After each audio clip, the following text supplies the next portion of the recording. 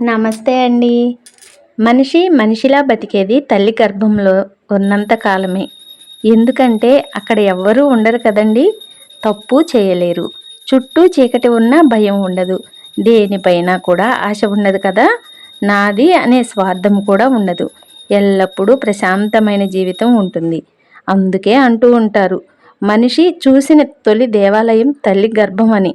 కానీ తల్లి గర్భం నుండి బయటపడిన తరువాత అసలు కథ మొదలవుతుందండి. అదే నేను, నాది అనే ఆలోచన.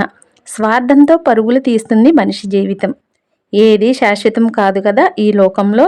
గడుపుతున్న ఈ క్షణం మాత్రమే మనది. నిన్న అనేది తీరిపోయిన రుణం. రేపు అనేది దేవుడిచ్చిన వరం. అందుకే రేపనే రోజున మంచి ఆలోచనలతో, మంచి హృదయంతో ముందుకు సాగాలి అంటూ ఉంటారు.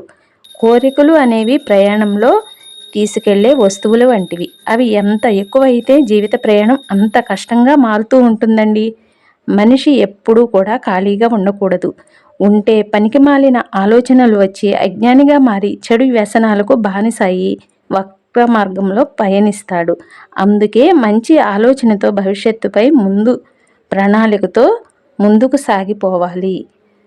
లోకా సమస్త సుఖినో భవంతు. సర్వం శ్రీకృష్ణార్పణమస్తు. లైక్ చేయండి, షేర్ చేయండి, సబ్స్క్రైబ్ చేయండి. ఉంటానండి. Thank you.